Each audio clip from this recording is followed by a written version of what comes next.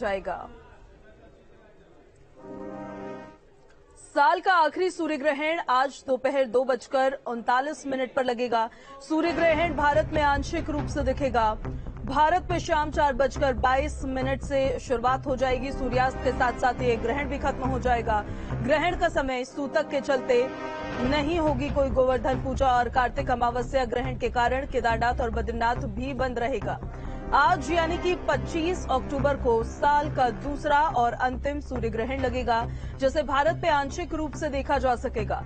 सूर्य ग्रहण दोपहर 2:29 पर लगेगा और इसका समापन शाम 6:32 पर होगा, जबकि भारत में इसकी शुरुआत शाम 4:22 से हो जाएगी और सूर्यास्त के साथ साथ इसका समापन हो जाएगा।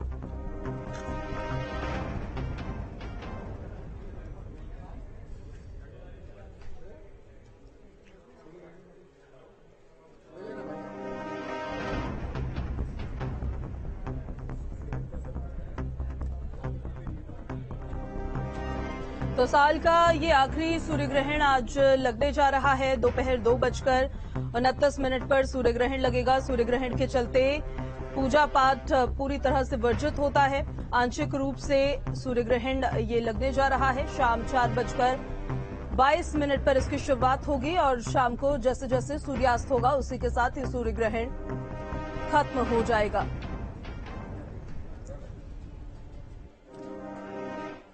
आज साल का आखिरी सूर्य ग्रहण लग रहा है। सूतक के चलते जहां मंदिर बंद है तो वहीं लोग गंगा स्नान कर रहे हैं। दो तस्वीरें आपको दिखाते हैं। ये तस्वीरें केदारनाथ की है जहां पर कपाट बंद किए गए हैं, तो वहीं आपको एक और तस्वीर हम दिखाएंगे जो तस्वीर प्रयागराज की होगी, जहां पर सूर्य ग्रहण के मौके पर लोग गंगा स्नान कर रहे हैं। तो ये तस्वीर आपको दिखा रहे हैं, प्रयागराज से तस्वीर सामने आए हैं। सूर्य ग्रहण आज लगा है और इसी के चलते लोग स्नान करते हुए नजर आ रहे हैं। हालांकि काफी बातें होती है, काफी सावधानियां होती है जो बरतने की सूर्य ग्रहण के दौरान जरूरत होती है। ये दो तस्वीरें देखिए। पहली तस्वीर केदारनाथ मंदिर की आप देख रहे हैं जहां पर कपाट बंद किए गए हैं, क्योंकि जब सूर्य ग्रहण लगता है, भले ही आंशिक तौर पर लगे, तो उस दौरान पूजा पाठ देवी देवताओं का नहीं होता है।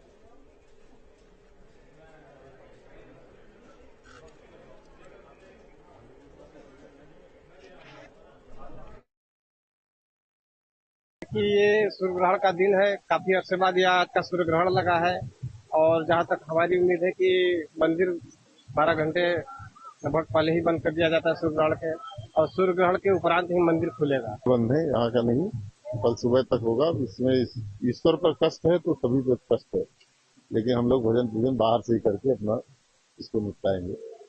क्योंकि हम लोग तो डेली आने वाले हनुमान मंदिर डेली आते हैं, लेकिन आज बाहर से ही दर्शन होगा। दर्शन क्या, उनका स्मरण होगा और कुछ नहीं होगा। आज पूजा पाठ नहीं होगी।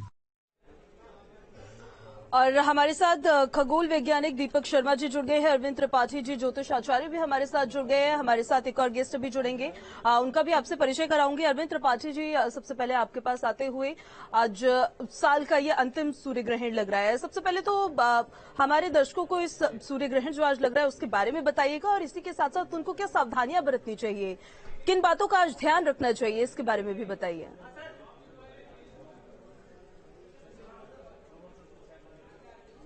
जी देखिए, पूजा आज साल का अंतिम सूर्य ग्रहण है। सूर्य ग्रहण में खास तौर से व्यक्ति को एक तो ये ध्यान रखना चाहिए कि इसमें यात्रा नहीं करनी चाहिए। सूर्य को नेकेड आई से नहीं देखना चाहिए, आंख इसमें खराब हो जाती है। और मंदिर के कपाट बंद कर दिए जाते हैं। शयन नहीं करना चाहिए। महिलाओं को, खासतौर से जो गर्भवती महिलाएं हैं, उनको किसी भी नोकीली वस्तुओं का प्रयोग नहीं करना चाहिए। और जो आपके घर में, जैसे मान लीजिए खाना बना हुआ, भोजन बना हुआ, कच्चा भोजन है, दूध या दही से बनी हुई चीजें हैं, या कच्ची भोजन है, उसमें तुलसी दल डाल देना चाहिए, कूसा डाल देना चाहिए, गंगा जल डाल देना चाहिए, जिससे वो एंटीबैक्टीरियल होता है, उससे खाना खराब नहीं होता है। इस ग्रहण काल में ध्यान रखना चाहिए कि ग्रहण के बारे में जितने भी मिथ हैं कि ग्रहण काल केवल नुकसान करता है, इससे घबराने की जरूरत नहीं है। ग्रहण काल का आप सदुपयोग करें। इसमें घर पर बैठ करके पूजा पाठ करें, अपने इष्ट का ध्यान करें, सूर्य की आराधना करें। चूंकि यह ग्रहण सूर्य पर लग रहा है, तो इसमें सूर्य देव की आराधना करें। इस ग्रहण काल में आप जो भी दान करते हैं, पूजा करते हैं, जप करते हैं, तप करते हैं, उसका कई गुना आपको फल मिलता है। तो इस ग्रहण काल में आपको जप करना चाहिए, तप करना चाहिए। और एक चीज का और ध्यान रखना चाहिए कि इसमें जो आपके घर में मान लीजिए आपकी कुंडली में किसी प्रकार का दोष है तो आज तिल का दान करना चाहिए। अगर श्राद्ध कर्म भी करते हैं तो बहुत ही अच्छा होता है। इसमें जितने भी पुण्य के काम आप करें आपके लिए फायदेमंद होता है। इसमें शयन नहीं करना चाहिए, मैथुन क्रिया नहीं करना चाहिए, और खास तौर से ध्यान रखना चाहिए कि कोई भी ऐसी कार्य न हो जो आपको नुकसान पहुंचाए। इस बात का जरूर ध्यान रखना चाहिए। जी बिल्कुल रणवीर जी, आपके पास वापस मैं लौटूंगे। हमारे साथ ज्योतिष आचार्य पंडित कौशलेंद्र जी भी हमारे साथ जुड़ गए हैं। पंडित जी आपके पास आएंगे। आज जो सूर्य ग्रहण लग रहा है, सूर्य ग्रहण से जुड़ी कुछ जानकारी आप हमारे दर्शकों को बताइएगा। और इस साल का क्योंकि यह आखिरी सूर्य ग्रहण होगा तो तब इसका कितना महत्व होता है?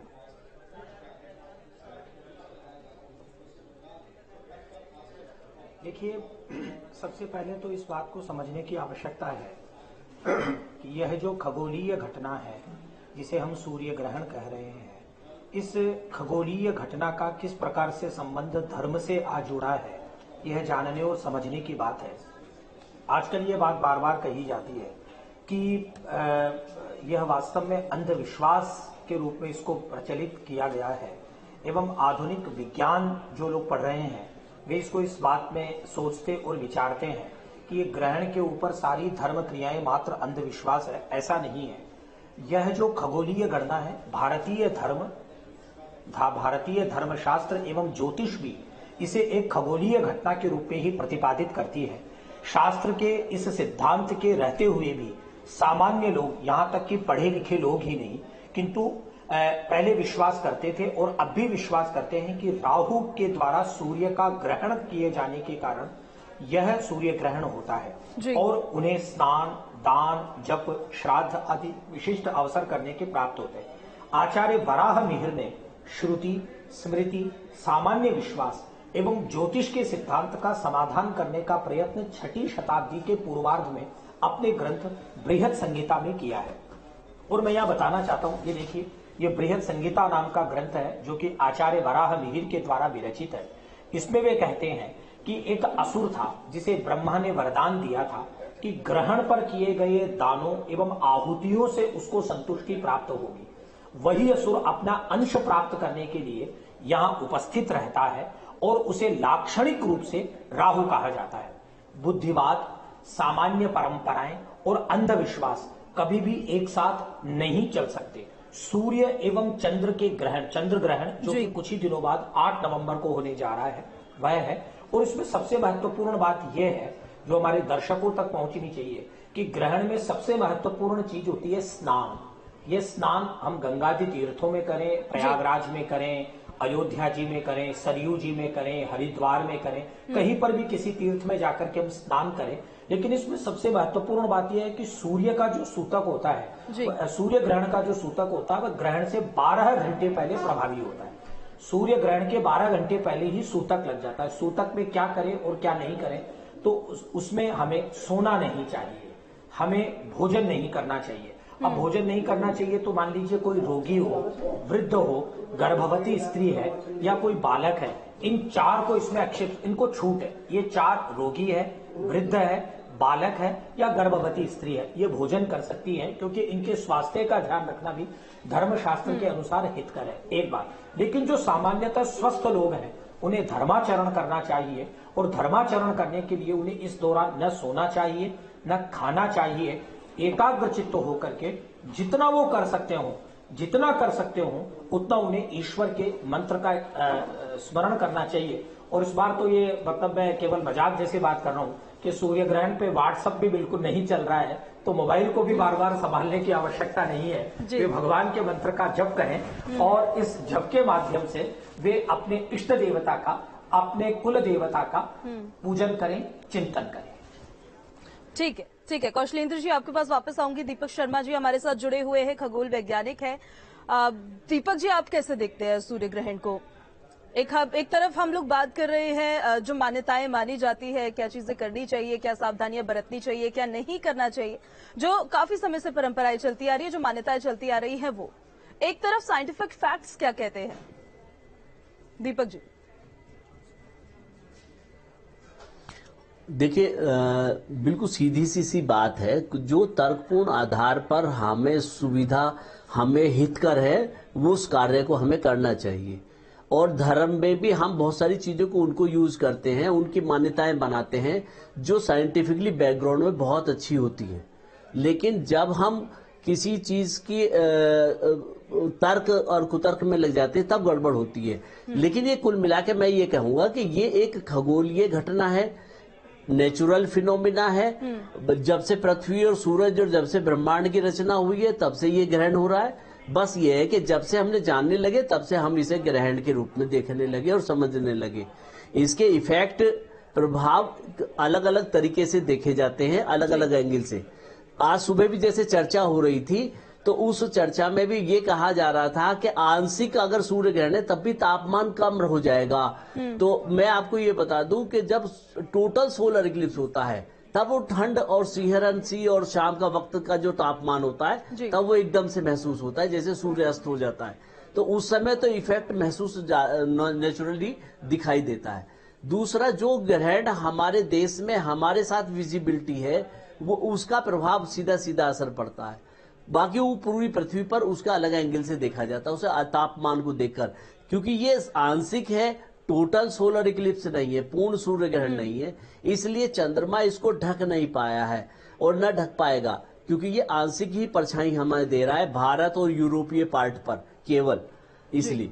और अगले 2023 और 24 में भारत में ये सूर्य ग्रहण नहीं दिखाई देने वाला है, क्योंकि उसकी जो फ्रीक्वेंसी है घूमने की, वो सारी चीजें एक साथ नहीं बैठ रही हैं। 2010 के बाद 2019 में आया और 19 के बाद में 20 में और फिर उसके बाद में अब दिख रहा है। लेकिन ये इस साल का भी लास्ट है और अगले 2 साल तक भी, जहां तक मेरी गणनाएं हैं जो मैंने देखा है अभी, तो वो नहीं दिखाई देने वाला है भारत में इसके बाद। यानी कि काफी महत्वपूर्ण है देखने के दृष्टिकोण से भी, और इसका अध्ययन भी किया जाता है जब सूर्य ग्रहण होता है, क्या क्या फर्क पड़ रहे हैं और क्या नहीं नुकसान हो रहे हैं, क्या फायदे हो रहे हैं, इनको भी लगातार हम देखते रहते हैं। खास करके हम सूरज का अध्ययन भी करते हैं इसमें, इसके कोरोना को हम देखते हैं, क्योंकि सूरज अगर अस्तित्व से समाप्त हो जाएगा तो हम लोग नष्ट हो जाएंगे, क्योंकि हम लोग सब सेंटर में है हमारे सूरज और उसके चारों तरफ हम सब लोग हैं। तो सूरज का अध्ययन करना बहुत जरूरी है। इस बार जो सूर्य ग्रहण लग रहा है दीपक जी, उससे कितना असर पड़ने वाला है, कैसा उसका इफेक्ट दिखने वाला है, कितना बेनिफिशियल होगा या फिर कितना नुकसानदायक हो सकता है? देखिए, ये आंशिक है तो आंशिक ही असर पड़ने वाला है इसका, आंशिक है तो आंशिक ही रहेगा, पूर्ण नहीं होने का। तो ये तो बिल्कुल बात हो जाएगी कि तापमान इसमें बहुत ज्यादा अंतर नहीं आएगा। हालांकि हम लोगों ने देख रहे हैं कि सूर्य ग्रहण से पहले, सूर्य ग्रहण के दौरान और सूर्य ग्रहण के बाद में तापमान में क्या अंतर आने वाला है, इसको भी हम नोट कर रहे हैं, उसकी रीडिंग लेंगे। और यहाँ पर आप देख रहे हैं सामने ये सूरज की सीधा लाइव, हम मेरे इस लैपटॉप की स्क्रीन पे आप देख पा रहे हो, तो ये सीधा सूरज है। तो जैसे ही इसको चंद्रमा का ढकना शुरू करेगा वहां पर यहाँ स्क्रीन पे आ जाएगा ये। तो ये सीधा लाइव इस समय सूरज को आप देख पा रहे हैं यहाँ पर मेरे मॉनिटर पर भी, यहाँ पर साथ के साथ। और नीचे हमने टेलीस्कोप, पेरिस्कोप और ये दूसरी चीजें लगाई हुई हैं यहाँ पर। ठीक है अरविंद जी, लगातार हम तस्वीरें भी दिखाते रहेंगे। अरविंद जी आपके पास आ रहे हैं, कौन कौन लोग इस सूर्य ग्रहण को देख सकते हैं और किनको सूर्य ग्रहण देखने से बचना चाहिए? अरविंद जी।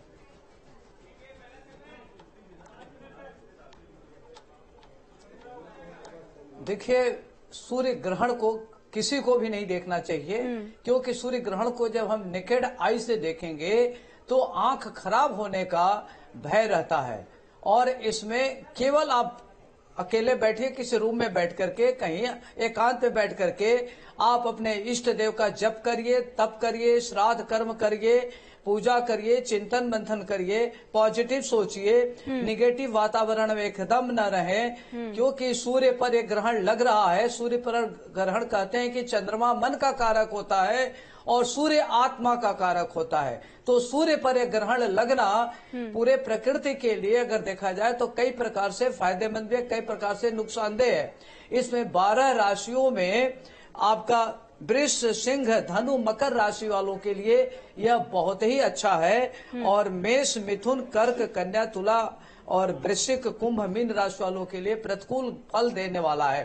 और एक चीज आपको और बताऊं कि ग्रहण को हमेशा नेगेटिव दृष्टिकोण से नहीं देखना चाहिए, इसको पॉजिटिव दृष्टिकोण से भी देखना चाहिए। यह जो ग्रहण काल होता है, इसमें अगर हम जप करते हैं, तपस्या करते हैं, किसी मंत्र का जप करते हैं, किसी उद्देश्य से साधना करते हैं, तो आपके साधना का लेवल बढ़ सकता है। और आप जिस उद्देश्य से मंत्र का जप करेंगे, वह मंत्र आपको कई गुना फल देने वाला होता है और आपको पुण्य देने वाला होता है। और इसमें अभी हमारे पूर्ववर्ती विद्वान ने कहा कि आप गंगा स्नान करिए। कई बार कहा था कि ऐसे परिस्थिति में व्यक्ति पूरे देश में गंगा स्नान करना लोग नहीं जा सकते, वो अपने घर में अगर गंगा जल पहले से ले आके रखे हों तो गंगा जल मिला करके भी स्नान कर सकते हैं। कहते हैं कि जहाँ चंगा मन गंगा तो कठौती में गंगा।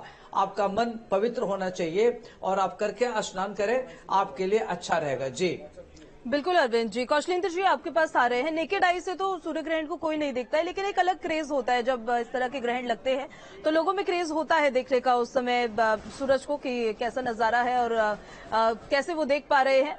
क्या ऐसे तरीके हो सकते हैं जिनके जरिए या जिन चीजों का इस्तेमाल करते हुए वो इस ग्रहण को देख सकते हैं, और फिर किन किन सावधानियों को उनको इसमें ध्यान रखना चाहिए? कौशलेंद्र जी। देखिए पूजा जी, यहाँ खगोल वैज्ञानिक दीपक शर्मा जी बैठे हैं और वे मेरी इस बात का समर्थन करेंगे कि सूर्य को ग्रहण या बिना ग्रहण किसी भी रूप में सीधी आंखों से देखना वैज्ञानिक रूप से बिल्कुल निषेध है, स्वास्थ्य कारणों से भी बिल्कुल निषेध है।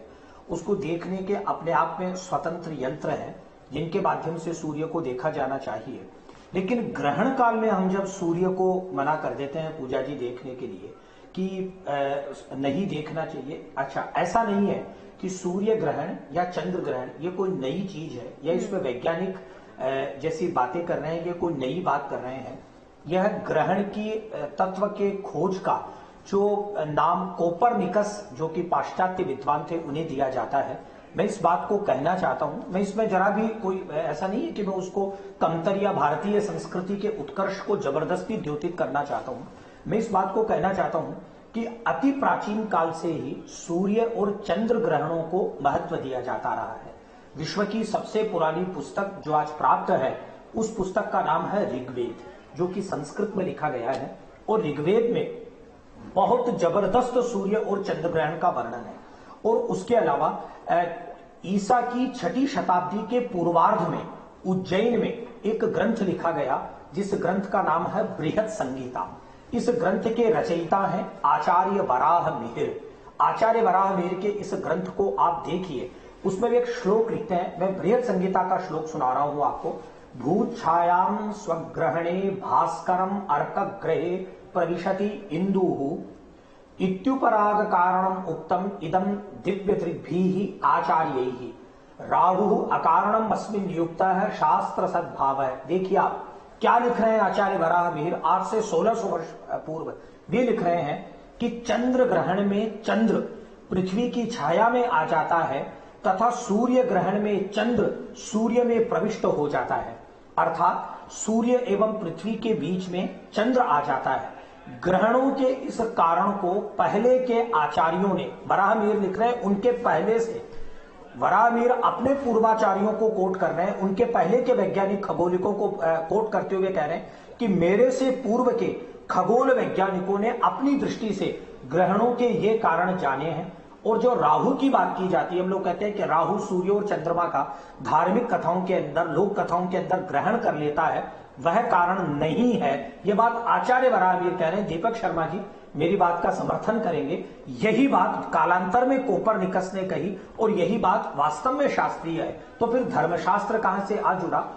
इसमें एक बात पूजा जी समझने की है कि भारतीय परंपरा में 2 तिथियां महत्वपूर्ण है। वो भारतीय धर्म परंपरा में भी, संस्कृति परंपरा में भी और खगोल परंपरा में भी। ये 2 तिथियां हैं, अमावस्या और पूर्णिमा। इन 2 तिथियों के ऊपर अनुष्ठान करने की परंपरा, इनके महत्व को जानकर के हमारे पुरखों ने डाली। और वेदों में एक वाक्य आया, दर्श पूर्णमासाभ्याम यजेत, अमावस्या और पूर्णिमा को यज्ञ किया जाए। हमारे जो 2 बड़े उत्सव हैं परंपरा के, होली और दिवाली, आप देखिए ये अमावस्या और पूर्णिमा के पर्व हैं। अब रक्षाबंधन पूर्णिमा का पर्व है। इसका यह तात्पर्य हुआ कि वैज्ञानिकों को, ऋषियों को इस बात का ज्ञान था कि इन दो तिथियों पर ही सूर्य ग्रहण और चंद्र ग्रहण होता है। अतः इनके महत्व को देख करके उन्होंने इन दो पर्वों के ऊपर यज्ञ करने का, अनुष्ठान करने का विधान किया। अब जब ये विशेष कृत्य संपन्न होता है, भले ही वह पूर्णिमा पर होने वाला चंद्र ग्रहण हो या भले ही वह अमावस्या पर होने वाला सूर्य ग्रहण हो, इसके साथ धर्म का सम्मिलन किया ताकि मनुष्य इस समय में अपने जीवन को संयमित, अनुशासित करते हुए, इस काल का विशेष लाभ उठाते हुए धर्म करे, दान करे, जप करे, ब्रह्मचर्य का पालन करे, संयम का पालन करे। और इसके माध्यम से वे क्या चाहते थे? वे सोसाइटी को, फैमिली को, परिवार को सिविलाइज्ड करना चाहते थे। और उन्होंने किया क्या? किस चीज का विधान किया? दान का विधान किया। हम दान दें। दान का तात्पर्य यह होता है कि दान हम उसको देते हैं जिसको उस पदार्थ की आपसे अधिक आवश्यकता है। इस परंपरा को, प्रक्रिया को लेकर के धर्मशास्त्र के ग्रंथों ने ग्रहण के ऊपर किए जाने वाले कृत्यों का, जो कि भारत के विभिन्न अंचलों में विभिन्न विभिन्न रूप में किए जाते हैं, इसका विशद वर्णन किया। और मैं दर्शकों तक इस बात को पहुंचाना चाहता हूं कि भारत रत्न डॉक्टर पांडुरंग वामन काणे ने हिस्ट्री ऑफ धर्मशास्त्र में इस ग्रहण के ऊपर विस्तृत विवेचन करते हुए कई पृष्ठ लिखे, जिसका हिंदी अनुवाद उत्तर प्रदेश हिंदी संस्थान से प्रकाशित हुआ है, वह पठनीय है। ठीक है। कौशलेंद्र जी, अरविंद जी और दीपक जी, आप हमारे साथ तो बने रहिए। एक छोटे से ब्रेक के लिए यहाँ पर हम रुक रहे हैं, जल्दी वापस लौटेंगे। आप बने रहिए न्यूज स्टेट के साथ।